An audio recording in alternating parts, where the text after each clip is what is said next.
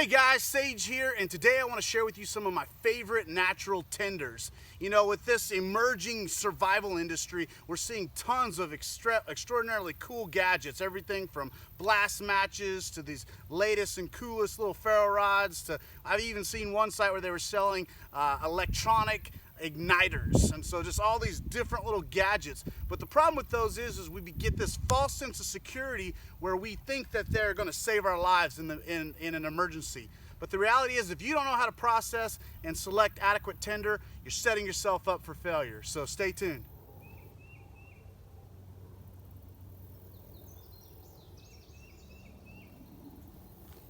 Alright, so one of my favorite go-to tinders is Cedar Bark. It is so abundant, it grows all over the nation, and it can be found in all different types of climates and elevations. It makes excellent tinder because of its fibrous nature and because it has a lot of excellent resins in it that make it extremely flammable. It'll also light when it's damp, which is super important in rainy conditions. So when you go to process cedar, you need to find a tree that's starting to have the bark starting to peel off of it, preferably. And then you can just easily shave it off with your knife by scraping it or by pulling off entire strips.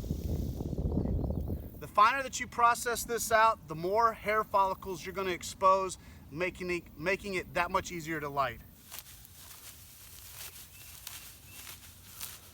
Going to be using our 6" by 1/2" ferro rod that we sell on our website, as well as my Sigmora.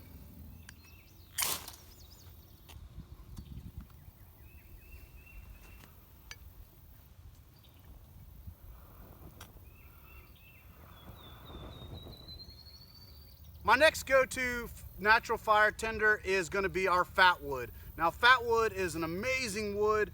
It's found in the pine trees. You can find it in what I call the armpits of the tree. It's at pretty much the base of the limbs and also found in the trunks of the trees. My favorite way to take this is I'll use the scraper on the back of my knife, and I like to get about 4 to 6 inch circumference pile of shavings, and that's going to give me an adequate amount that will light super easily and will burn hot for a long time.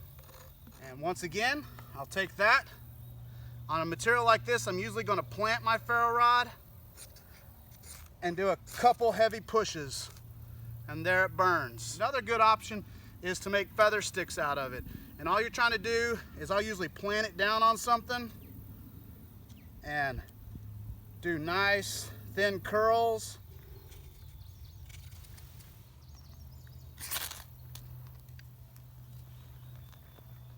Another amazing fire starter is birch bark.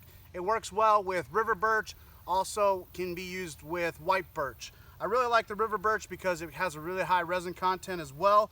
It can be found in wet, boggy areas where it might be more challenging to get fire. So you pretty much take the birch bark here, and you can, if you're wanting to use it with a ferro rod, you're just scraping the fibers, exposing some of the powder and follicles of the birch bark, and then you light it with your ferro rod. Probably need to process it a little bit more than that, but I mainly just want you to see how easily this works and how well it burns.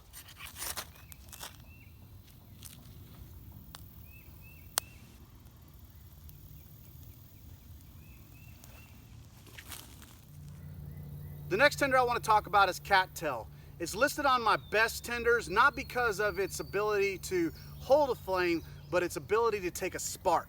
It takes a spark extremely easily, but you want to make sure that you combine it in conjunction with some grasses, some leaves, or pine needles.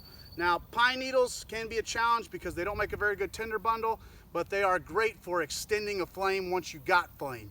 So use that and use the Cattail in conjunction. What I like to really do is put a little bit of this in my cedar tinder bundle, and it makes an excellent way to start a fire. So all we do is break open the fibers,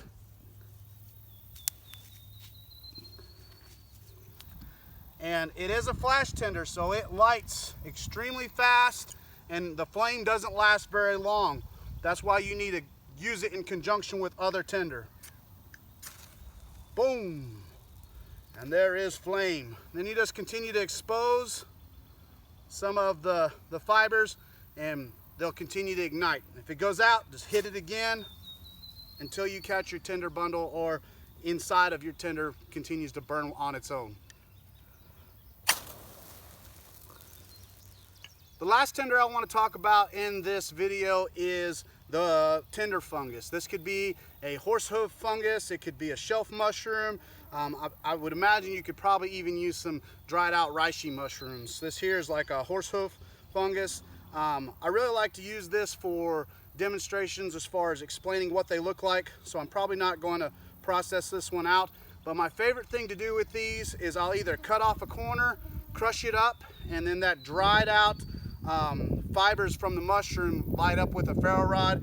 You can also take it, flip it over, put a coal inside of the polypore, in the polypore mushrooms, and that will actually be a coal extender. You can carry your coal with it. And so I love using tinder fungus to help me. Some people use it, chagas and different things like that as well. Any type of dried polypore mushroom will work for a coal extender. You can even take and drill a pilot hole, and then right next to that pilot hole you can make a bow drill ember right inside of it. So it's pretty amazing mushroom. Thanks for checking it out. Be sure to stay tuned for future videos, and as always guys, share, subscribe, like. Let me know in the comments below what you liked about the video or what you'd like to see in a future upcoming video. And as always, until next time, keep it practical, primitive, and prepared.